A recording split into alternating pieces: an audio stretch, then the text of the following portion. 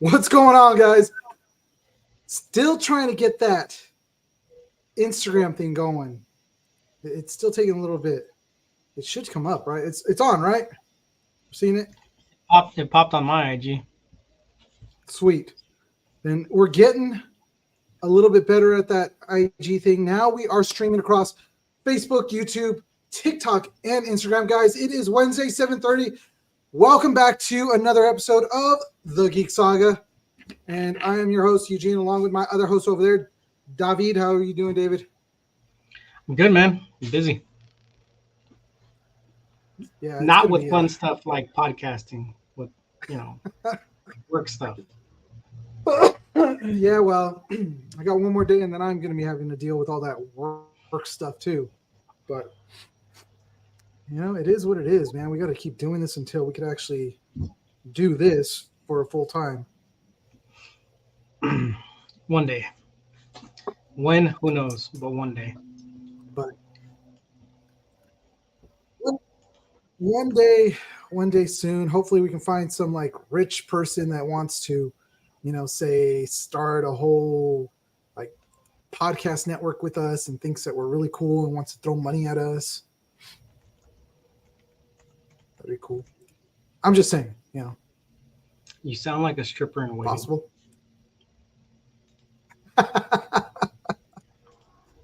Well, it's getting to the point where, I might have to start doing it. What was that? I was saying hi to my love. She said hi to me. Oh, isn't that sweet? Hello, Regina. So, guys, it is Wednesday. If you guys have never watched us before, we are two salty veterans which like to complain about work quite a bit, apparently, at the beginning of our show. It's usually at the beginning of the show. And, so, two salty veterans that are ginormous geeks. We are here. And, it's actually great to be on. It was not. Hey, last week was a great episode, was it not? I don't know. I wasn't there. You watched it, fool. You were moderating. I was moderating. I was there. It was a great episode. So you were there in spirit with us, and dude, come on, Brian Volkweiss was freaking awesome. It's funny because it was like it was 2 days early, and it feels like we've been off of this thing for almost 2 weeks. It does. It really that's like when I was getting this ready, I was like looking through like stories for for tonight and everything, and I was like, man, didn't I just like read this stuff before? But it really, I did read a lot of the stories, but that's because I read it. What do you call it? Earlier, like this week. Actually, I read some of it last week too because I was getting prepared. But it feels like forever since we actually did an episode when it was a week, just because we were like. It was a week and 2 days. Early.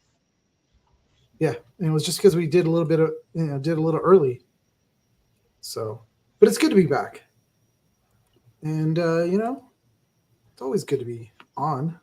It's always good to see these people. Who else is on besides Regina? You got any shout outs? Come on, guys. Talk to me. Talk to me, Goose. 4 people on YouTube. Do we got people on YouTube? 4 people on YouTube, man. Nice. I'm trying to. There we go. Now I can read that. Oh my God! Now I can read something. It's big enough for me. God. Sucks. So what do we got? What do we got this week, man? What are we going into? Well, let us start off by shout outs to some of the companies that are out there that have kind of started to support us. And actually, speaking of companies that kind of support us, Donner Music actually reached out to us again.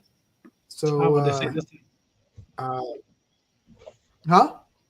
What'd they say this time? Because they didn't reach out to us; they reached out to you. No, they reached out to us as in the Geek Saga. They want us to try out a new microphone that they have coming out. It's another lavalier, and so they want us to test it out as we podcast. So I'm pretty excited about that. So want to give a huge shout out to Donner. Thank you. these microphones, the microphone that's over my head, the microphone that's in front of David, all the microphones that we've used up until now has been Donner microphones that they have actually hooked us up with, and they're a great company. These microphones are amazing. I mean, we can't deny that. They do Yeah, I their mean, job. especially when they're plugged up to that pod deck, they're really cool. Oh yeah, dude. When we plug them into the pod deck, which is also it's a PCO2 from Donner, they work amazing. And even that PCO2, I still got to sit down and kind of figure out all the ins and outs of that thing, because there's a lot of little switches to it. But it is a great company. But we want to bring up also Ulanzi, who is actually an affiliate of ours, which, again, the lights that you're seeing in front of me, the lights, kind of lighting that you see in the background over here, all Ulanzi. Great company, great things that they have. They not only sell lights, but they also have stands for your camera, racks for your camera, all kinds of great things. Check out our affiliate code, which is in our link tree on Instagram and also in YouTube, which I think it was updated. I got to double check that. But Ulanzi for all your camera needs and all your lighting stuff. Ulanzi.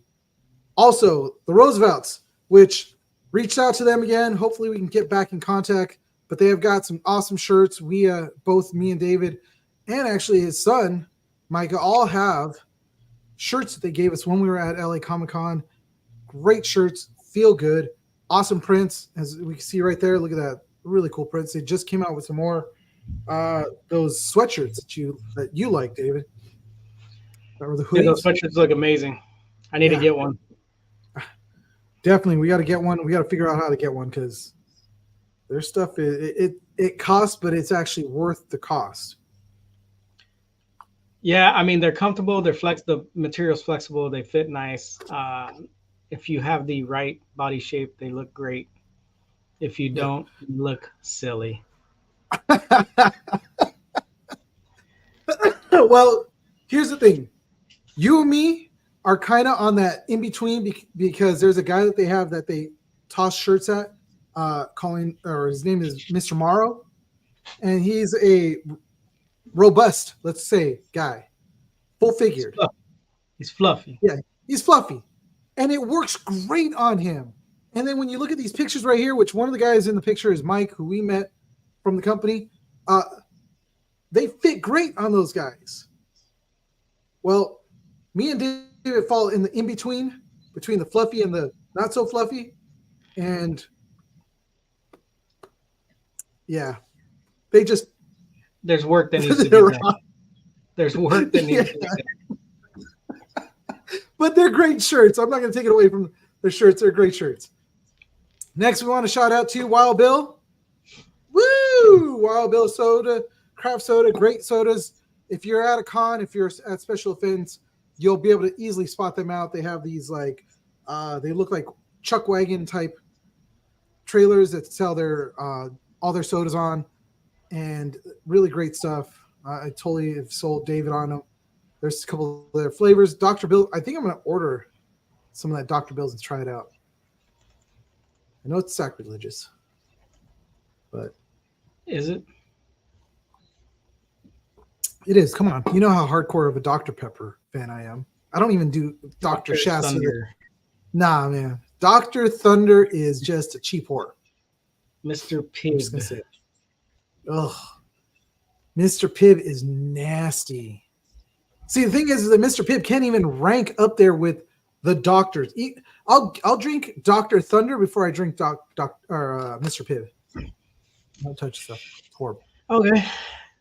Shout out to Josh joining us in the chat. Shout out to Lupe from Facebook. What's going on, Lupe?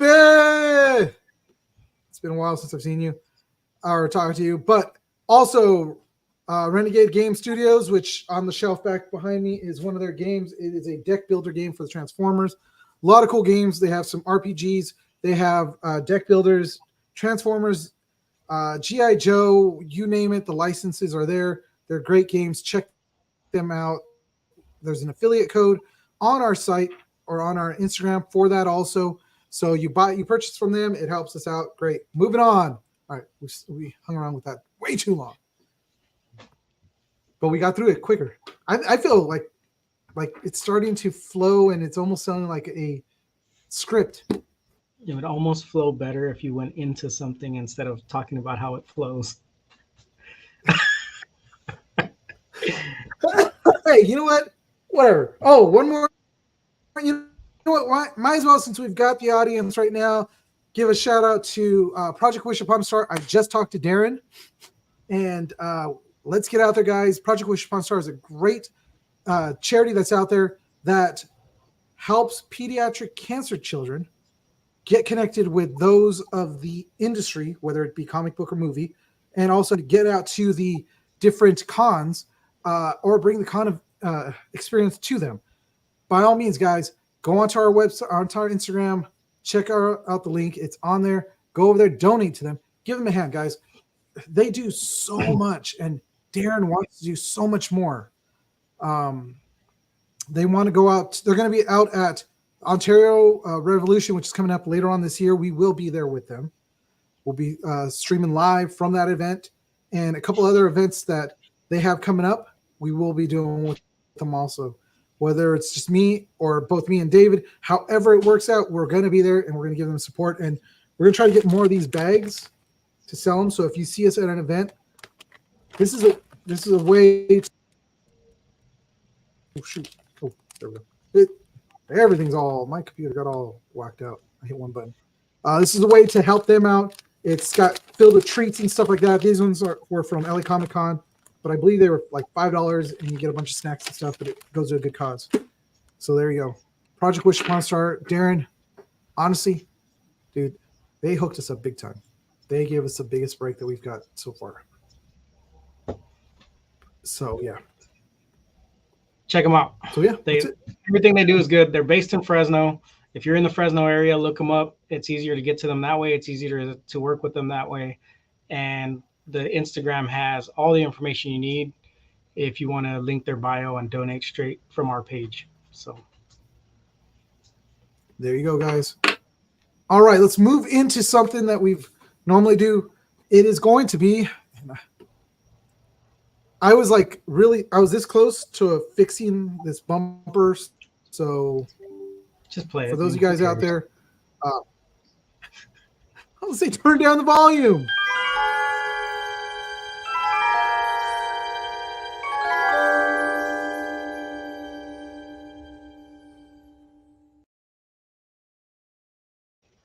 All right, this week in Geek History, guys, we're starting off with a classic. I loved this movie when it came out.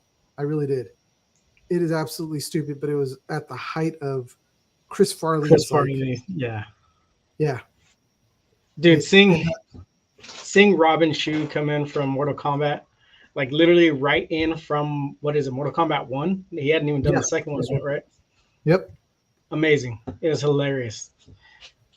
Because he's trying to be like the serious, like Liu Kang type figure in the movie as well. And then you got Chris Farley just being Chris Farley. I mean, when this movie, this isn't back in the heyday of the Saturday Night Live cast. This is my favorite cast by far, was the 90s. Like after that, it was just kind of like, I thought. No. Yeah, this movie's hilarious, man. I've seen it. I remember actually renting it at Blockbuster, watching the VHS at the house. Like, it was hilarious, dude. It was. And this is, Beverly Hills Cop, or Beverly Hills Ninja, guys, premiered in 1997. It is definitely a great movie. Like, I'm reading, like, some of the stuff there. So some trivia on this film, the soundtrack features Carl Douglas' hit single Kung Fu Fighting, and it led to a sequel titled Dancing Ninja. So after all the years of this movie, this song Kung Fu Fighting was out, after this movie, it spawned Dancing Ninja song. Interesting. Yes. So, yeah. Beverly Hills Ninja. Guys, if you haven't seen it, definitely go out there and watch this movie because you'll probably come back and be like, that was the stupidest thing. Yes. Yes, it is. But it's so stupid, it's funny. It's great. Moving on, guys, to the next movie, which will be Cloverfield. Cloverfield premiered in 2008. Did you see this one? I did not. Never Really? watched it. Yep. Oh man. So It's like this a movie, series, right? well, now it is. It came out with the first one was Cloverfield, the next one was Cloverfield Lane, and then I think I forgot what the name of the third one was, but the third one didn't do all that great at all. Project It was actually Project horrible. Cloverfield. Was it Project Cloverfield? I don't know, Um, man. You didn't even me watch see. the first one. How you gonna ask me? I gotta. Give So us the if deets. I'll after look this it one up. was, well, from this one was after this movie came 10 Cloverfield Lane, which actually had John Goodman. And through that Mhm. whole movie, you were thinking that it was like this psychological thriller that he was just kidnapping this girl. He was, but there was also something outside, which all this madness had been going on, and there were actual monsters that were out there. But this movie was produced by J.J. Abrams, which was at the height of J.J. Abrams. You had him, producing shows like Lost, and then he came into this movie. But it was Lost that was a huge thing for him, and so it kind of paved the way for him to be able to make this movie. If you guys haven't watched it, I would say take Dramamine before you watch it, because this was also during that time when everybody thought, hey, let's do handheld stuff everywhere and make it look like we're on a video camera through this whole thing. And that's what this movie was. I think that's the reason I didn't watch it, because I really did not like the Blair Witch Project because of that. And when I heard this movie was like that, I was like, yeah, I'm not watching that. Yeah, it definitely was like that.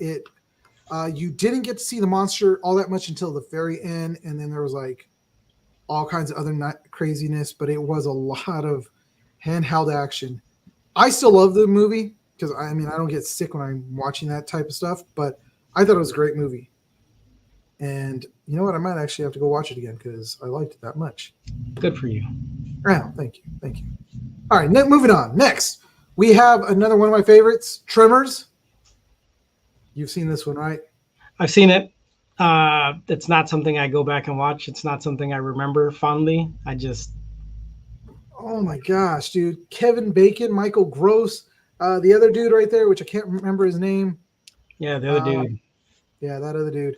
He was actually in this movie that I loved to watch when I was a kid, which was like he rode it was a dirt bike, but it didn't go in time, and he ended up going back in time to the Western time, and then he had to try to get himself back to present day. Fred Ward. Fred Ward, that's what his name is. Yeah, but I love that movie, and I love this movie too. Freaking Graboids. It had what was the dude from? It was Big Trouble in Little China. Mr. Liu or Mr. Lau or something like that. The guy that drove the bus. The old Chinese dude. Yeah, his name was Egg Shen. Yes, Egg Shen. And then he was also in freaking The Golden Child, Victor Wong. where when he was picking his nose and he like stuck it in there, and Eddie Murphy's all like, that's gonna freeze in there. Dude, my favorite part of that whole movie is the "Give me the knife" scene. Give me the knife.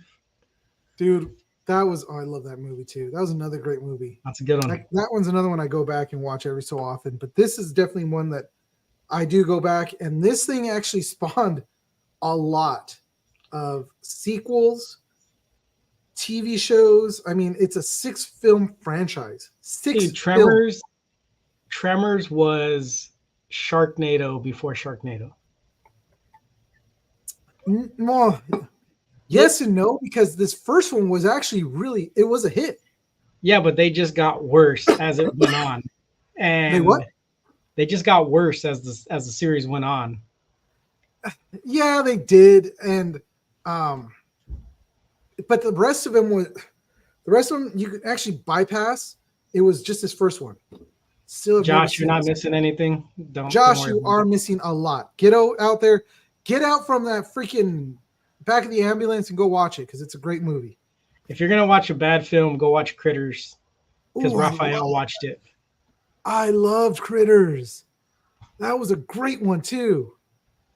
Oh man, brings back. What's next? What else we got here? All right, all right, all right. Next, we have From Dusk Till Dawn, which premiered in 1996.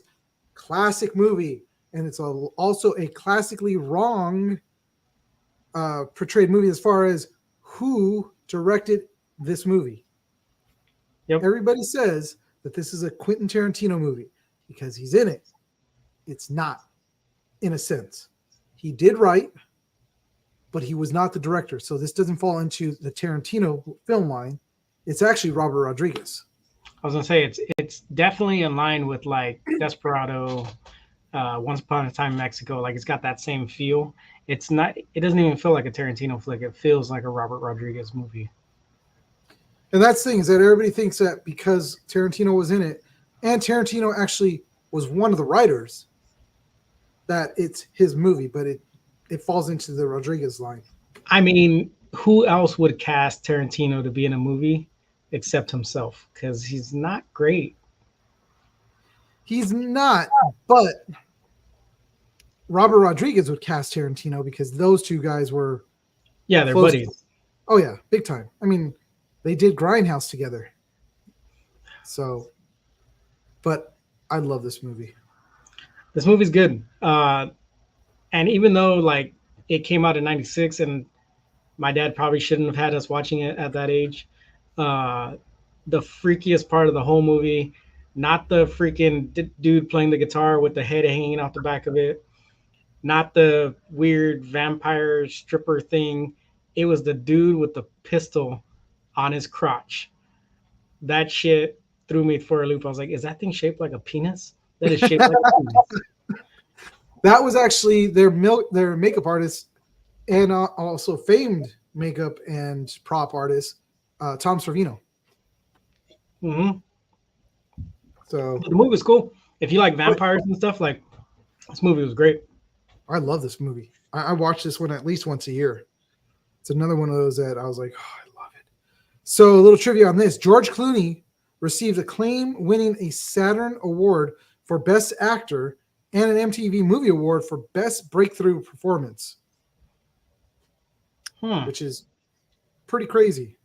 Yeah, especially after he sucked an egg in Batman. This was before his performance as Batman. Yes. So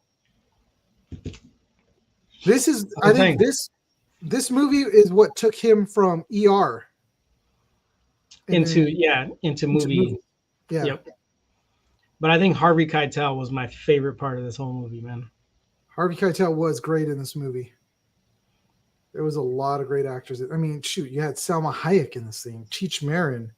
This goes on. Welcome to the Titty Twister.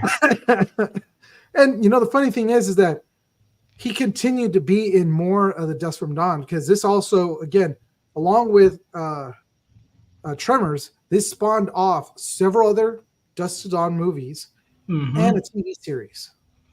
And I think he continued to work with Rodriguez because he was in Desperado, he gets shot in the face and his head's left on the counter. In this movie, he dies. Yeah. In he was in Mexico. Yeah. He dies in that one too. Like he literally just gets hired to die. Well, he was in what was that movie? Spy Kids. Yep. And he was shot in the face. Yep. That was the first one, right? Yep. Yeah. So yeah, he brought Cheech on a lot to just kill him. It's good. Yep. All right, guys, that is it for this week in geek history. You guys, tons of movies that we always bring up on this. If you guys ever have any movies that you guys want us to mention that are basically, brought up this week, by all means, hit us up, let us know. But we always are digging around looking for whatever came out during the week for this week to let you guys know about stuff that you may have missed or things that you may have forgotten about. So with that,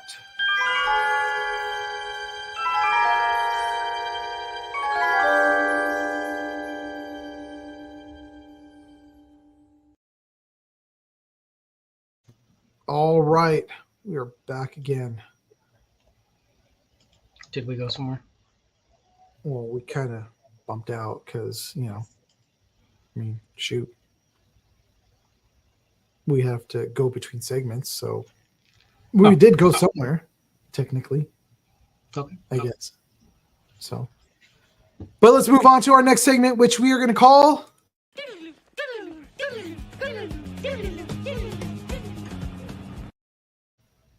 Time for some geek news, and we're going to start it off really good with Alex Winter says Bill and Ted 4 script is being written. I don't know how I feel about this, man. Did you didn't see the last one, right? I did watch it. You did? Yeah, it was good. It just wasn't great. It was just like the Bogus Adventure. It was good. It just wasn't great. Well, I actually loved Bogus Adventure. I really did. I mean, I liked the first two. I watched this third one that they put out, and it was such a disappointment. I felt. Because you find out that it really isn't Bill and Ted who saved the world and create all the peace. It's their daughters. It's like, I mean, they still had to create their daughters.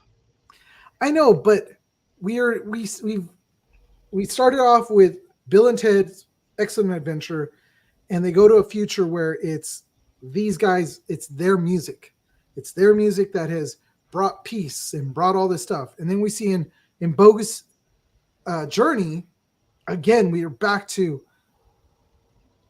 them doing all this stuff and then at the very end of the movie, you're seeing like all the different like articles of what they did and all this other stuff. And then in this one, it's like, well, they're really bad artists to come to find out. And it wasn't their music. It was actually their daughters.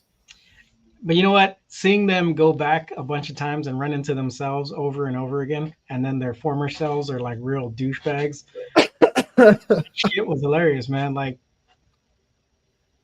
maybe number 4 is going to correct what they changed in 3. Maybe 4 is going to come back and it's going to be like, oh, guess what? You didn't save anything. It's actually you guys who have to write the songs still. And then we're back into Bill and Ted saving the world. Yeah, I guess. I mean, it was nice to see like they brought Death back and they brought several other characters into the movie. And yeah, it's funny to see them running into their douchebag selves. But I don't know, man. Like you could tell that yes, like Keanu was into his part, but he's now just so he's older. He doesn't feel like Ted anymore.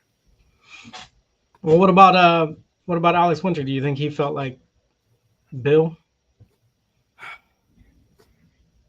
I think Alex Winter still feels like Bill because he's still kind of like he hasn't done much else. And I think that's the problem is he's never done anything else, so you just only see him as Bill. Yeah. Where I know Keanu from Bill and Ted, so he's never going to be anything but Bill being cool as John Wick or Bill being cool as Johnny Utah. You know what I mean? Or Bill pretending to be a samurai in 47 Ronin. Like, but see, that's for me. I could get away from him being Bill. That was his first big, huge one. Prior to that, he was in Parenthood, where he played the boyfriend of what's her face? I forgot her name. But I could still get away from him being Bill because he's done. He was Neo. He was the samurai in 47 Ronins. He's been John Wick.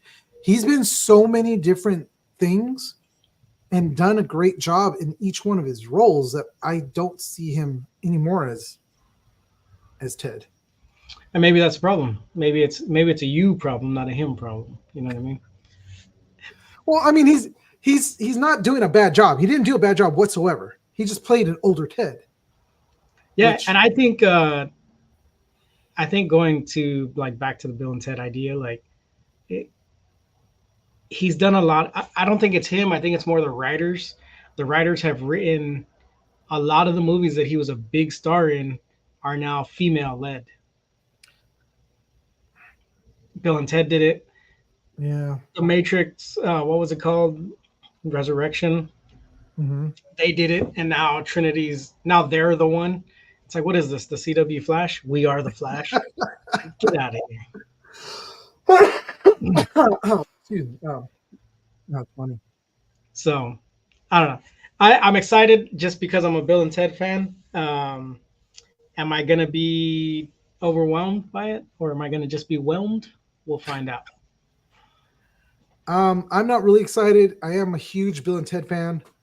Uh, like I don't even go back. I watched the other two, but I do not go back and watch this third one. Maybe I'll give it another chance. Maybe I'll go back and watch it and just, try to get all the Keanu out of my head and think of just Ted. So, Dude, when you watch Keanu movies, you got to go back to who he is in that moment. You can't be watching Johnny Utah Keanu and thinking about John Wick because they're not the same, dude.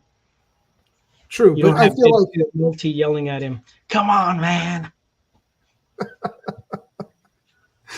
all right. We'll see what happens. I'm not whelmed. I'm not overwhelmed. I'm not whelmed. I'm just here. All right, moving on. Next, we have Prime Video Fallout series will use MASH-inspired storytelling in their show. So, what do you think about that?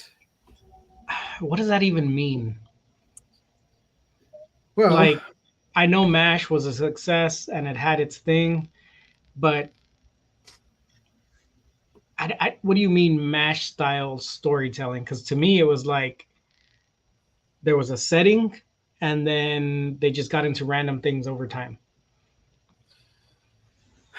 well, so the show started out as it was more of an ensemble show. And then as Dennis said, Fallout series will be great. Can't wait to see it. I'm actually looking forward to it too. But so because I've watched MASH so many times, like it's a show that I will continue to watch, and I actually absolutely love the show. So Dennis says multiple story arcs that all eventually are tie in together. Yes and no, because with MASH, what it was it started out as an ensemble. It was that multiple stories. So you had story, you'd follow Hawkeye, you'd follow Radar, you follow who was the first one that came in? It wasn't BJ, it was Trapper. You had a lot of different characters in the show that you would kind of see their stories. But as the show continued on and progressed, you started to notice that they started to focus more on one character, which was Hawkeye, and everything else was going on around him. And you saw his eventual, like at the very last season of the show, very last episode, if spoilers for anybody that hasn't never seen it, he's kind of had a mental breakdown because of everything that had been going on with him during MASH. So the idea is probably going to be, we're going to start off by learning about all these other characters and then probably end up with following the one, which is going to be probably her, which I should have had the name of her. Didn't have my notes put up yet. So that's my thought. Okay. I mean, I could be wrong, and I'm looking at it right now. Prime coming series adaptation. I mean, during a recent interview with Empire. I don't know. I haven't seen anything about it. I didn't even know this was going to be a thing yet. I haven't been following. It's a Bethesda-based game, and all of their IPs to me are the exact same thing, just reskinned. And I keep playing them, but it never like I get about 3/4 of the way through, and I'm like, it's another Bethesda game. Like it's just Fallout with Skyrim on top of it, or you know what I mean, the opposite. So according to what Nolan explains, the guy that's running this, that what happens when you outsource the survival of the human race. He went on to add, just as MASH gets to talk about Vietnam through the lens of the Korean War, we get to talk about the mess we're in now through the lens of what if everything just gets on with it and destroys the world.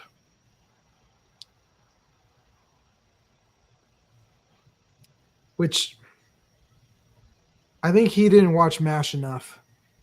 Well, what he's saying is, instead of using the Korean War as the lens of how we reflect on the Vietnam War, we're using a post-apocalyptic world to reflect on what we're going through now. That what we're going through, yeah. That's the parallel. That, you know what I mean? That's why he's paralleling MASH. And on top of the way they're going to tell the story, they're going to, like you said, they're going to bring in the other characters. They're going to introduce us to them.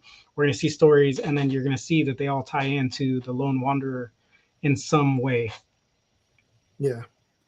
Yeah, Dennis. The Korean War was before the Vietnam War, but like David just said, and what the writer's saying here is that they took a lot of things that were going on in the Vietnam War and they just told it through using the Korean War, because MASH came out just as Vietnam War ended. So, yeah. But I mean, all in all, this show looks like, from all the shots that I've seen, all the trailers I've seen, looks freaking amazing. But so did the Wheel of Time.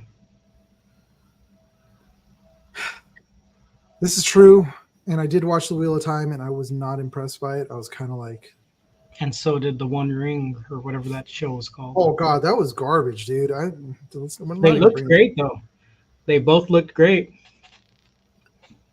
Yeah. Can't wait to see Brotherhood of Steel in real life. Oh yeah. Yeah, that'll be great. I mean, to see the power armor, come to life on screen is going to be cool.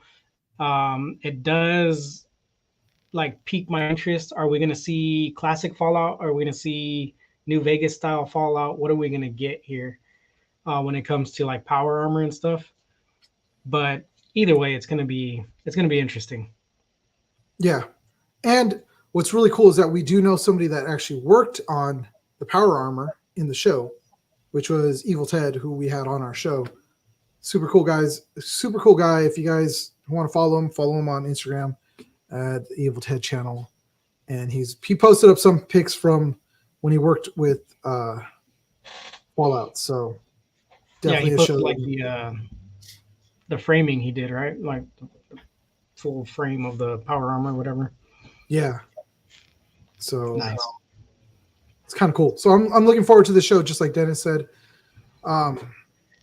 Josh said, hopefully New Vegas. Actually, it'd be kind of cool to go all the way back to the beginning and then move into New Vegas. Because then we get then you could actually stretch this out, through with more episodes and more seasons. But I mean, it doesn't have to be a linear storytelling, right? It's a post-apocalyptic world, meaning the whole world has come to an end. How many times are we going to rebuild the world just to have it come to an end again, just to have a new series? So really, it could be more like fucking NYPD Blue. Like we have NYPD Blue, we have the LAPD. Like, you know what I mean? Like you're getting seasons in different sectors of the world as the Armageddon's happening. And then we could actually get our Fallout 1 section, our New Vegas sector, Fallout 3 and 4 out in like the Washington, D.C. area. And in time frames the same, just different locales. Yeah. Just like we had Walking Dead and we had Fear the Walking Dead. Yeah. It was in line at the same time, just in different areas. In the same story. And then they brought them all together. So yeah, we'll see what happens with this show, but I am also looking forward to this and hope for the best of this. So we'll see what happens. Moving on to the next one, Godzilla -1 Black and White remaster will get a U.S. theatrical run. So I know neither one of us has seen this one. Not yet, no. But I've heard a lot of good things about this movie, and it actually has done really well in the box office. Well, this is Godzilla done by Soho, right? Or Toho. Yeah, They retook the totally. realms. The original people who did the OG Godzilla movies. I'm excited, man. I love the old Godzilla movies. Oh, dude, I that's what I grew up on. I would. Oh, Dennis has seen it. Oh, he says that it was great. He Well, speaks then Japanese. but this movie has done so well. Like, I'm trying to look for. I'm looking for the what they made in the box office. So far, the film has made close to 51 million in the Yeah, that box whole office, like making OG series. what? Go ahead, go ahead, go ahead. Oh, uh, making it the highest grossing Japanese live action or animated film released stateside, and the number 5 highest grossing non-English language film at a U.S. box office. But dude, So I mean, growing up, there was two big monsters you worried about: Kong and Godzilla, and yeah, everything else was like, oh, it's a knockoff. Oh, it's a knockoff. You know what I mean? hmm And Son of Godzilla, Mecha Godzilla, Godzilla versus Mothra, Godzilla versus Ghidorah. They just go on, man. you know what's funny is that when you watch those old ones, those old Godzilla, when you look at them now, now you're an adult and you're really looking at it, they're cheesy as hell. Yeah, But I will go back and watch them over and over again, regardless. I don't care. they're cheesy, but the cinematography that they used for the time and the way they told the stories made them really good. They were entertaining. Yeah, they were. Uh, And even if you got King Kong that was a dude in a monkey suit, it looked really bad. But it was like, dude, it's Kong versus freaking Godzilla. Holy crap! I gotta watch that. and then which was the one that had like the giant foo dog in it? You remember that one? Giant Foo Dog.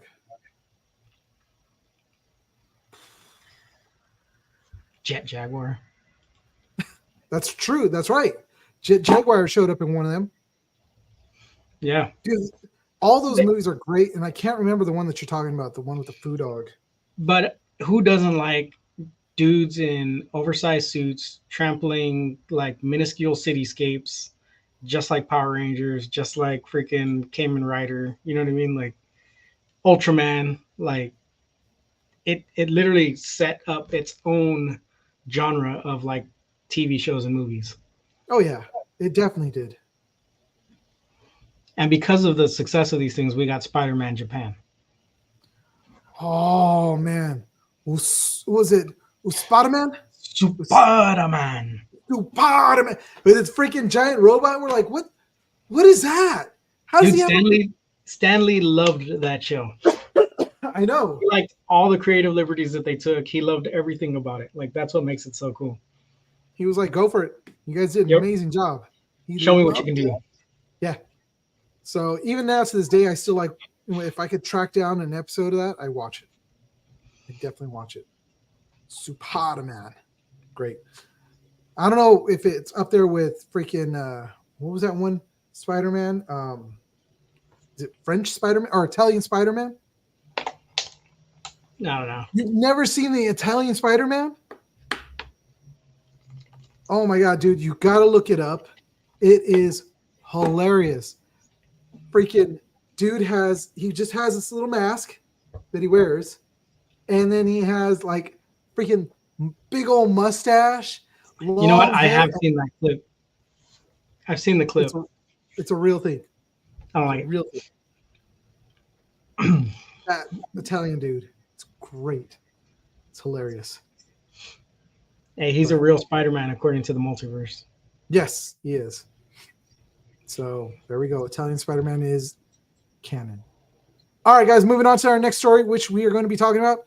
This is one that I saved for the last. Right? Yes.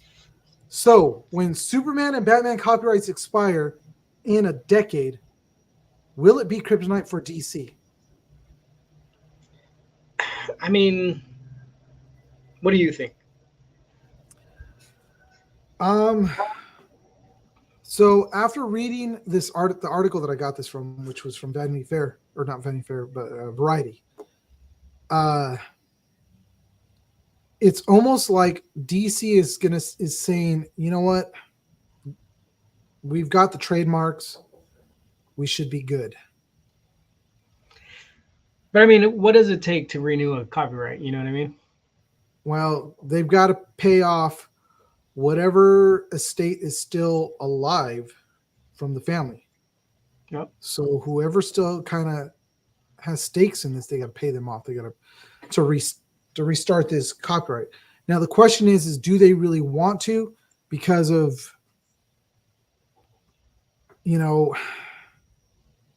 because of so many changes to the characters, so many restarts, reboots, revamp, all this not craziness. Will DC just let it go to the comic book artists out there, the directors, to give us a new take on these characters? See, but I mean, look at Batman, right? Obviously, in Superman's case, they bought that right straight up. And I mean, it may not have been the fair way that they did it, but they ended up buying those rights out from Schuster and Siegel, right? Yeah. With Batman, Bob Kane went the roundabout way and cut Bill Finger out, and his estate just barely got all of that in like 2016. They barely got recognition for all of that. So I don't know, man. I don't think that they're going to waste their time to try and do it. They might just, do a copyright on a new version of the characters instead of the OG straight up base. So you think that they may do kind of like what Disney did, which was, all right, Sony, you have Spider-Man, and we're going to do, was it Amazing Spider-Man? Or which is Tom Holland supposed to be? Is it Spectacular Spider-Man?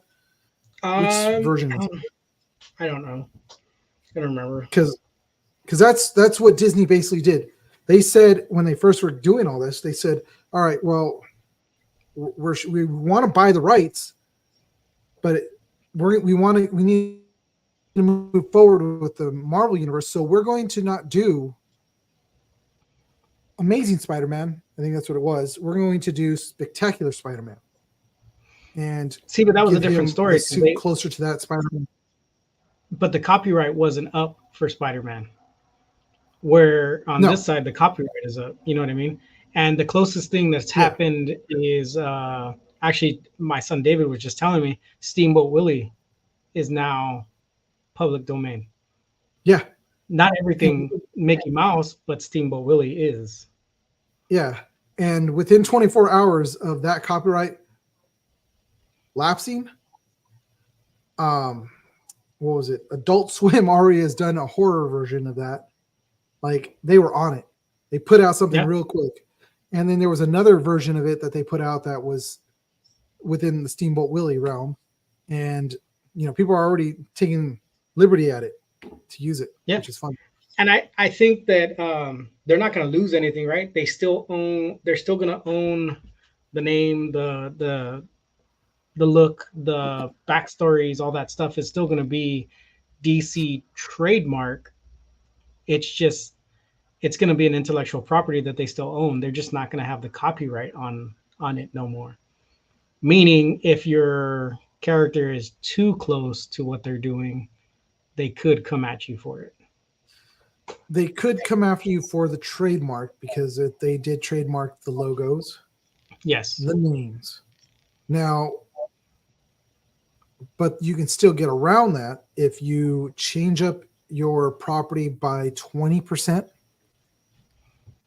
Yeah, so, it just has to have a 20% deviation from the original. Yeah. So we can still get a Batman, but they could call him the Dark Knight again and still call him Batman in the show or the movie, whatever it is that they want to put out. But we may get the older version of his suit. they could still go with a variation of his suit like they've been doing forever.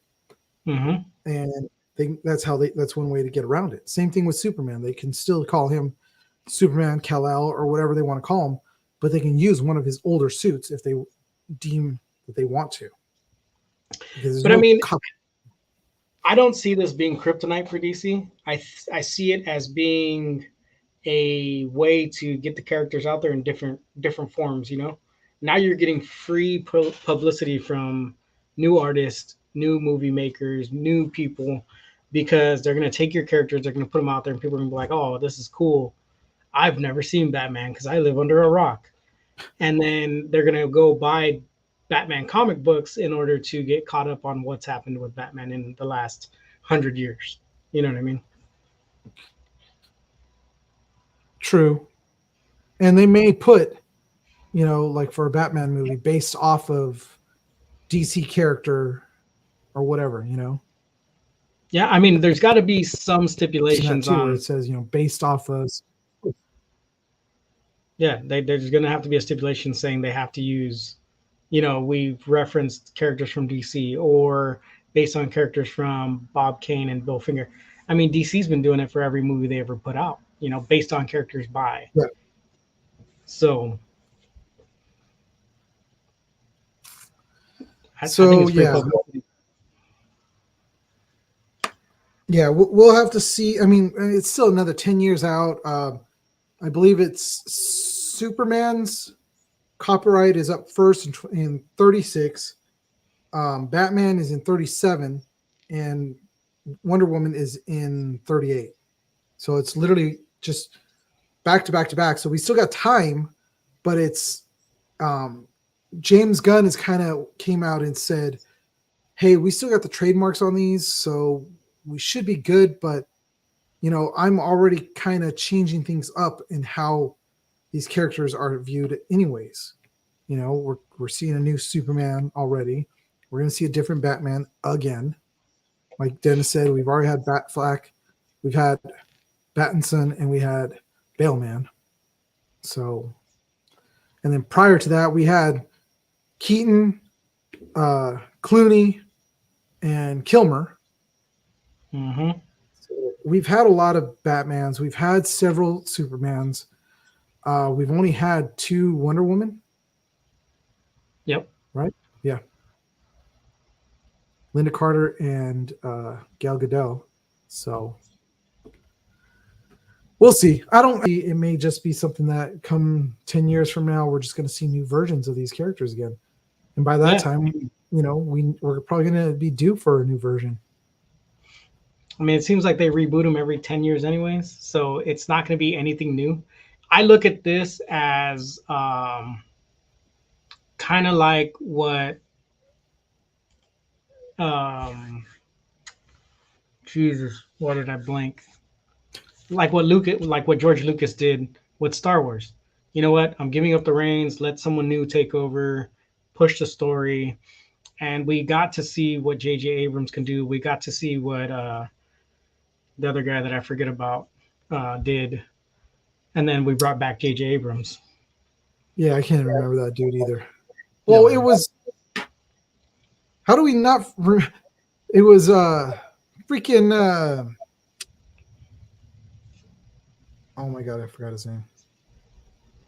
I mean, we even saw freaking Opie. What's his face? Ron Howard do a Star Wars movie. Didn't come out that great. They brought him in to reshoot and redo a lot of Solo. Oh yeah. But I mean, we got the Solo series movie, we got Rogue One, we got the trilogy sequels, and they're not for everybody. But with the bad, we also got everything Dave Filoni's done on the Star Wars side. So. Yeah.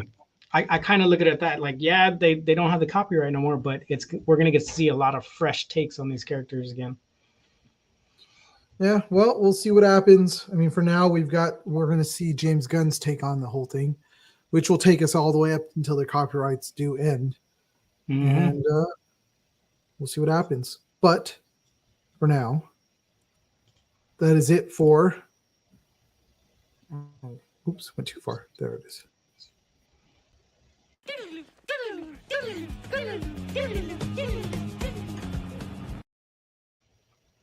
All right, guys. Star Wars movie original trilogy. Fight me.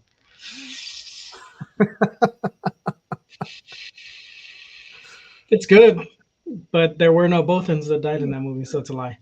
Bothans. It's not how they pronounced it. It was Bothans. Just letting you know, it's not how it was said. Well, they didn't. They weren't in there. Yes, they didn't die. So I'm disappointed too. But we are going to move into a quick news segment that we thought of today, or at least David thought of. I don't really have a name for it. I was thinking of Vet Rant. I was thinking of something like. Hold on, I'm adding it right now because I didn't do this prior.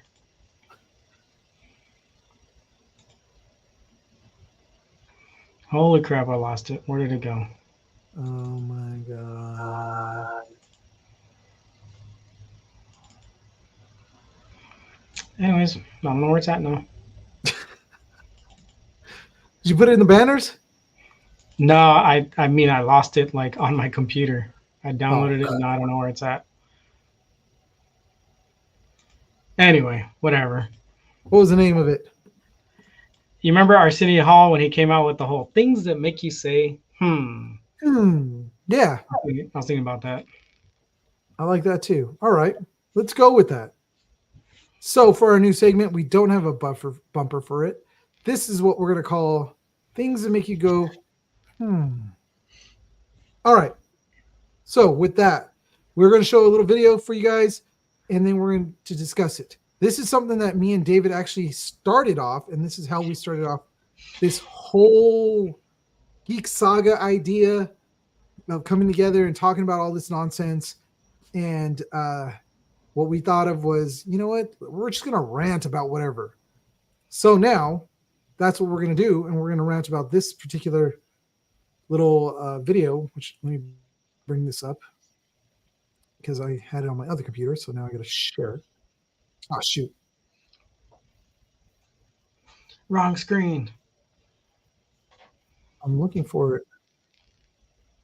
So a little bit of background, like while he's pulling it up. This is what literally kicked off the whole idea of us getting together and do this. We would see random topics, and then for 12 hours we would rant about this thing, and then we'd stop, come back together, and then rant again. And he was like, "We need to do this. Let's do this on a show." And now we don't even do this on the show. So I thought it would be cool for us to bring it back. Go ahead. All right, so here it is. Yeah. Okay.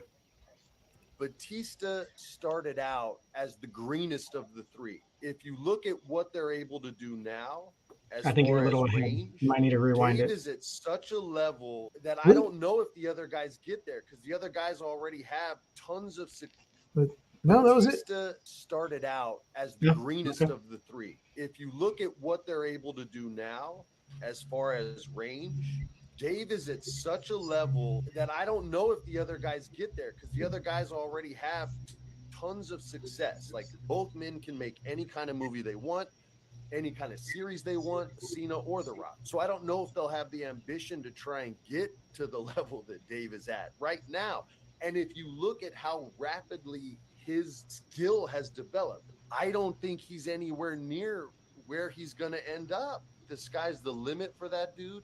Every movie he's in, he's significantly better than the last one. And I've seen everything these guys do. I love wrestlers, man. All right, guys. So Freddie Prinze Jr., if you guys don't know who he is, that's Freddie Prinze Jr. His father was Freddie Prinze Sr. Died a tragic death when he was very young. And we got Freddie Prinze, who doesn't look anywhere near what his father looks like. But is a huge until after we got Chico and the Man. I love that show, and I'm actually rewatching that show.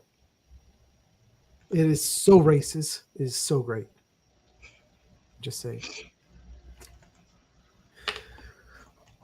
But it is a so Freddie Prinze Jr. is a huge wrestling fan. He actually has a podcast of his own talking about wrestling, goes to events, and actually talks to wrestlers, and actually started a whole podcasting network because of him. But now, David brought this to my attention, and we thought this would be a great subject to talk about because you look at these three wrestlers: The Rock, Cena, John Cena, and Batista. And I think what Freddie Prinze Jr. is saying is seriously spot on. Spot on. Yeah, I mean, you have to look at the track record, right? The Rock had a lot of like weird hit or miss movies prior to The Rundown.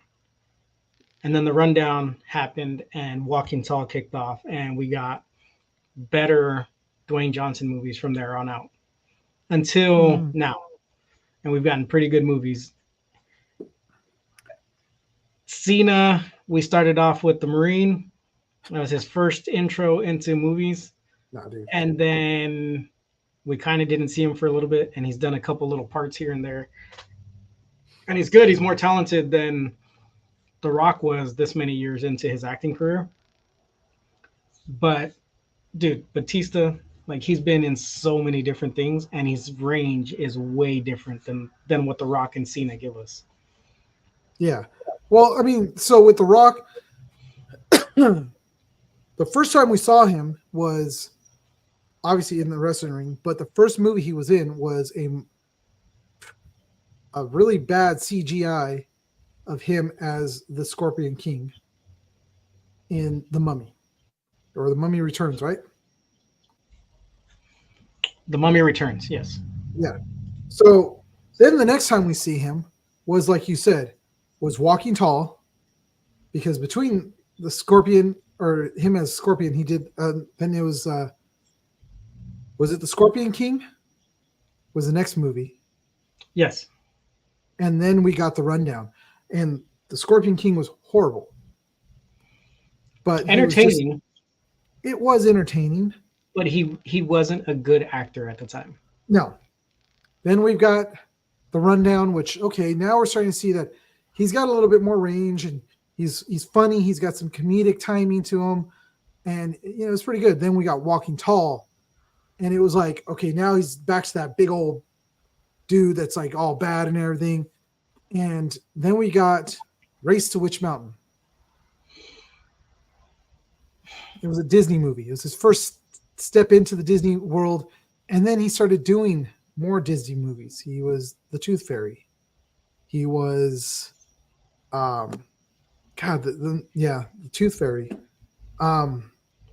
There was so many of those movies that just started coming out that were just like, and then we got The Rock to actually break out of that and start seeing him actually in pretty good movies.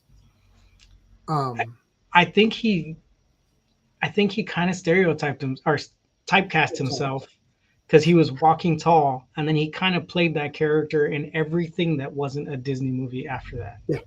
You know what I mean? Like the movie where he was the driver and he broke out of prison and killed everybody. That was just Walking Tall, reskinned. You know what I mean? Even in G.I. Joe, like when he played Roadblock, I don't know. It was crazy. Like, it was just the same character. And then he was just that same character in the Fast and Furious movies. Yep. So, yeah, my wife's never seen anything John Cena's done. We can't see him anyway, so. Well, like you said, John Cena, we got him in green, and it was just like, okay, that was really bad. And then we really didn't see him except for those bit parts where he plays John Cena. Mm-hmm. And it was kind of like, okay, so that's John Cena. Then we got him in Suicide Squad, which, oh, dude, Stay Cool. Oh, my God. I love The Rock in Stay Cool. Have you seen that movie? I've never watched it. Oh, my gosh, dude. That we actually see The Rock being an actor. He plays this big old. He's supposed to be like a bodyguard of this one dude, but he's also gay in the movie, but he wants to be an actor, and it's freaking hilarious. That's where you actually The Rock actually shined compared to other movies. So Stay Cool was, oh my god, that was a good one.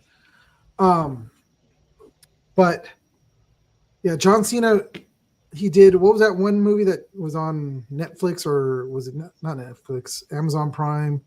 I don't know, like, man. Couples something, and then he played a dad in another one. Cock Block. And then he was in that movie with Amy Schumer. Yeah. Which was not believable. Yeah. But like Dennis said, I mean, he knows he's a bad actor, and he kind of leans into it. He does. I think in Peacemaker, like seeing him play Peacemaker, he's just kind of playing a heel in WWE. He's just a bad dude who's doing the right things, I guess. Yeah. So like I watched 2 episodes of Peacemaker. I just couldn't do the rest. That was it. I didn't even like the second Suicide Squad movie. They killed the best things about the first movie. Like they brought him into the second one and then just killed them all off. And I was like, bro, Rick Grimes was actually a good character. He was probably the best character from the first movie. And then they were like, you know what, dude, we're going to re-sleeve you and kill you off. And then boom, he went to Altered Carbon. Which, I mean, that was a better fit for him, I think. Yeah, it was really good. That was a cool movie. That was. Or show. That was a cool It was show. a good show. But now we go to Bautista, which when he was picked to play Drax, it was kind of like, who is this guy? I mean, I get it. He's a wrestler, but can this guy really pull this off?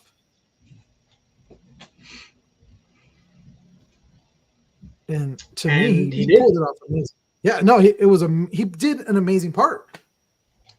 And it was great because like he's going to do in the DC universe, James Gunn changed how Drax acted. You know, Drax was this serious, like, he was almost robotic. Like, I was created to kill Thanos. That's all I'm going to do. And yeah, he still does that in the movie, but he's freaking hilarious, dude. Like, just his comedic timing, the stupid things he would say. I was reading a note about him, and he was saying, like, a lot of the funny shit that he says, Chris Pratt was like, hey, you should say this in the movie. And he'd be like, oh, okay. And he'd say it. And because he delivers it so deadpan, everyone's like, what the heck? And they start laughing. You know what I mean? He was great. Yeah. And like Dennis said, Bautista has shown range through. And that last Thriller he did, They Come Knocking, something like that. Well, first of all, Dennis, that last movie was garbage. It's a freaking M. Night Shyamalan movie. Garbage.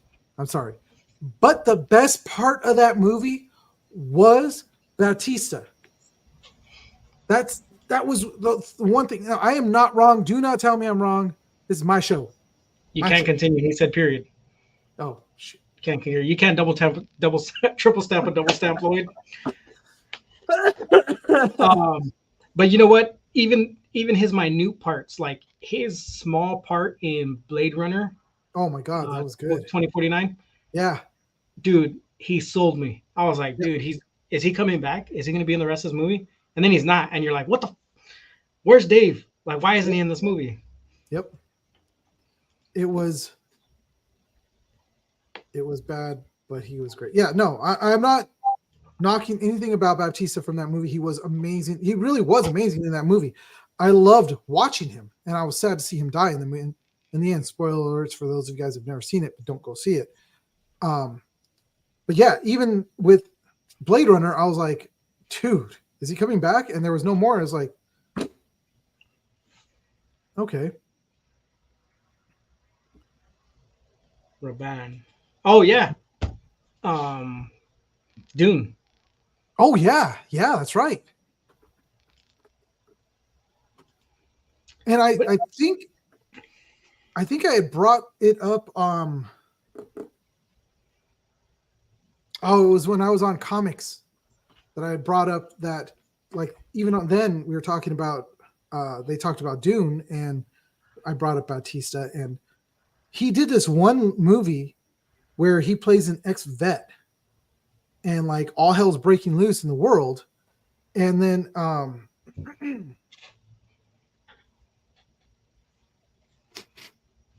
I shall be right back. yes. So we're gonna move this into, let's do this. The Eugene Show. Oh yeah. He'll be back. But despite the new Dune being iffy, you know what, Dennis, I actually liked the new Dune. It was a great movie. The first part of it. Except for what's his face, that one kid, but whatever. But I am looking forward to seeing what Dune 2 has, the second part of it, and seeing Bautista in it. Bautista, his range has, like Freddie Prinze Jr. said, has like gone in leaps and bounds from the very first time we saw him to now, and it's in a short time. And Bautista himself said, I don't want to be typecast into one type of role, kind of like The Rock or any other wrestler that's come into the movie industry. He wants to actually have a range of things that he does, and he's been able to do that. You know, from seeing him as Drax, seeing him as that one vet, and I wish I could remember the name of the movie, but can't remember right now. But from that movie to Blade Runner to everything that he's done up until now, freaking phenomenal. Oh God, Knives Out 2. I don't know.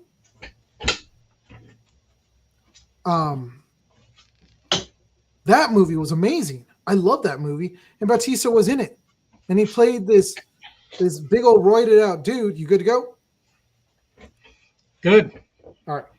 He played this roided out dude that you thought was like just that, but he ends up being this really sissy type dude. But it was hilarious. Have you seen Knives Out too? I don't think I've seen either of the Knives Out movies. Oh, dude. First of all, those are worthwhile to watch. They're actually a lot of fun to watch. But Bautista was actually in the second one. You know, I even liked him in Riddick. Like, that movie was the worst of the 4 Riddick movies. Yeah. But him in the movie was really good. It was entertaining. It seems like a bit part in that too. Everything that he's done so far has been really good. I mean, I'll watch pretty much, except for that M. Night Shyamalan Ding Dong movie again. I'll watch all the other movies again because he was in it, and he was good. I tried watching the Zack Snyder zombie movie. I didn't like it, dude. Okay. Yeah, and I watched that movie, and I watched it because of Bautista. I only watched it because of Dave Bautista. Yeah, that's the only reason why I saw it.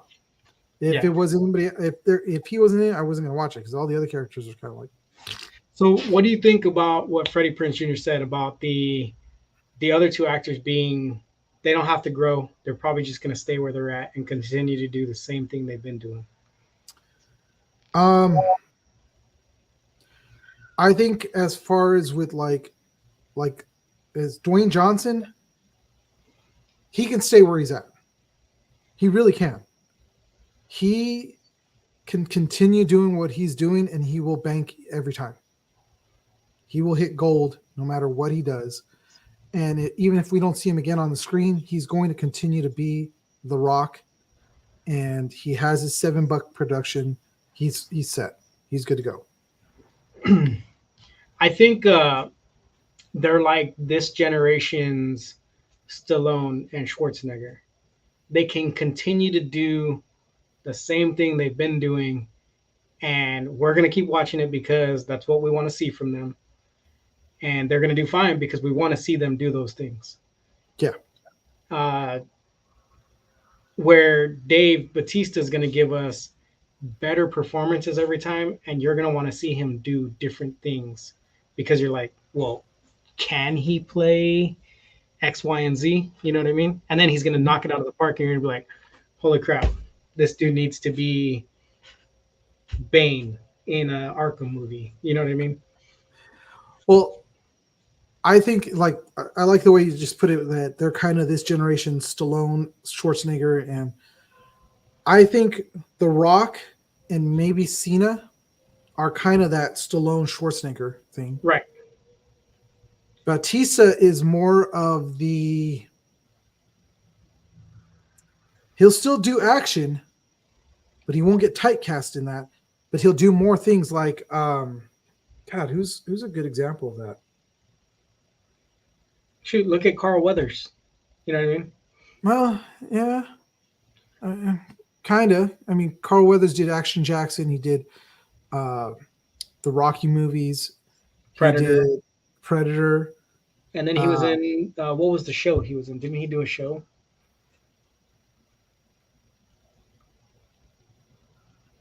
I can't remember if he did. Yeah, you got to look it up. But I mean, then we saw him in Happy Gilmore, where Or he played Chubbs. Chubbs. But he And didn't. Huh? He wasn't playing that same type of character. I'm all about my muscles, and all I want to do is action. No. You know what I mean? Yeah. He gave us a little bit more range. And then seeing him in The Mandalorian, he was good, man. Yeah. Yeah. I mean, we hadn't seen him in a while. And all of a sudden now we got Carl Weathers back, and he did a pretty good job. He's our Jack Black. Are you talking about Batista? He just gets better with time. He's more yeah. palatable. Yeah. I could I'd say see that's that. a fair assessment. Yeah, because I mean, Jack Black, we saw him. If we want to take it all the way back to like his early days, I mean, we saw him in Airborne, which was a cheesy movie about dudes rollerblading, and then we kind of fast forward, and he was in Mars Attacks. We saw him in High Fidelity with John Cusack. I mean, the list goes on of all the different roles that he's played, but it's kind of like he keeps forming to be not just Jack Black, but he's different things. So, yeah, I can see that. He says he was just fucking around when he said that, but when he said what? Oh, when he said he's our Jack Black. But it's a fair assessment because Jack Black, I didn't care for Shallow Hal. No. And well, then when it first came out, I didn't even want to watch Tenacious D because it just didn't look good to me. But then all of a sudden he does Nacho Libre, and you're like, holy shit, this is pretty good. Yeah. You know what I mean? And then Jack Black has just literally became, I mean, he's kind of in that same world that Cena and The Rock are. He could continue to play the same character over and over and over again, but like Tropic Thunder was something a little different than what he's done before. And he was just different enough that you're like, holy shit, this guy's pretty good. Like, he actually looks like he's jonesing on the movie. You know what I mean? Yeah.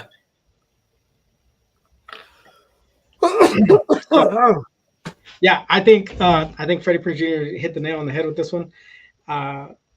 Lately, he's been kind of knocking him out of the park in opinion-wise, because I kind of agree with him about the Star Wars one that I sent you last time. Oh, yeah. It's not made for us. It's made for kids. Every single version of Star Wars is made for the kids of that generation. So, yeah, I think he's right about this as well. Who would have thought freaking the worst version of Fred would be so inspirational? Hey, it is what it is, man. We get it from everywhere. But I think that is it for our things that make you go, things that make you go, There we go. All right, guys. So that's it with us for that. And I guess that'd be it for us for tonight. I mean, we ranted on that for a good amount of time. It's something we're going to do every so often. We may not have it next week because we may not see something that pops up, but every so often we will be doing this segment and talking about what makes us go, Things that pop up that catch our attention that we're like, let's talk about that. Like, yeah. You know what I mean?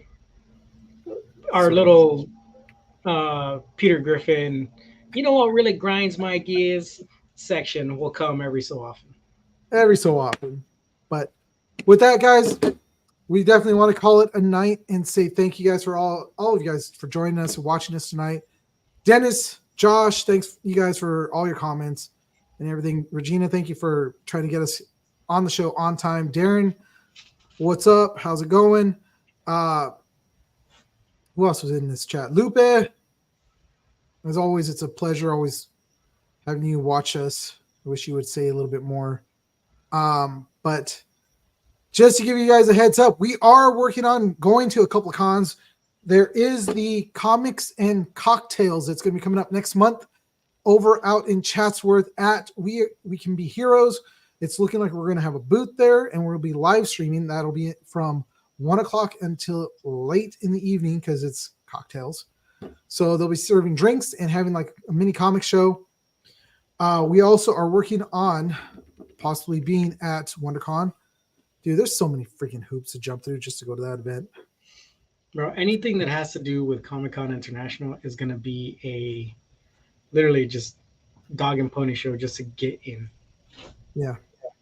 So we'll see what happens. If not, we'll buy our tickets and we'll just still show up because we want to be there no matter what. You'll buy your ticket. Well, I may be there. But what else did we have? I'm trying to think of what else we were thinking about. Gem State Con, we're going to be heading up to with the boys from Distance Nerding. We'll be spending some time up there doing that event. I think that's pretty much it for now. That's basically on our calendar to get us going through this year. We actually have a little bit busier year than we did last year. We're just starting out the year. So it's kind of and then we're also going to be doing separate venues where he's checking out smaller locations in his area. I'm checking out locations in our area. I haven't had a chance to do that yet, but maybe with these new lavalier marks from Donner, I'll be able to get out there and talk to some people. Where we bought our house, I found a brand new comic book shop that's like 5 to 10 minutes away. Where my son goes to school, there's another comic book shop. Legends in Fresno is there. The new comic book shop that took over for Heroes has opened. So there's a lot of potential for like small venue destinations for us to look at. So keep your eye out for those things as well. Yeah, and if you guys know about like venues that you guys want to promote, or if you have a venue that you run and you want us to promote, let us know about it. Send it to us an email at thegeeksaga20@gmail.com, or even DM us on our Instagram at thegeeksaga and hit us up. We'll take a look at it. We'll read about it. We'll do whatever we can. Maybe even just pop in to see how it goes, and then maybe we'll do something on it on the show or a little segment. So that's pretty much it, guys. Yep. You ready for us to close out or what? I'm trying to think if there was anything else that I may have forgotten. That's pretty much it. So, as always, look for us on all of our social medias, The Geek Saga, on YouTube, Instagram, Twitch, Facebook. Also go to our Instagram. TikTok, sorry. And then also go to our Instagram, find Project Wish Upon a Star, or search for them directly. You can type in Project Wish Upon a Star or PWAUS. You can also go look for Donner, Ulanzi Products, as always. Hit us up on all the socials. We really do like reposting a bunch of stuff that we enjoy. So if you send us something that's cool, we're gonna post that up, and we're gonna tag you, give you props, do all the stuff that we usually do. That's usually him because he spends a lot of time on his phone. I do not, but hit us up. Join us every week. We'll be here 7:30-ish every Wednesday. One day we might surprise you and go like 7:29 just to be on time. But join us next week when the saga continues. As always.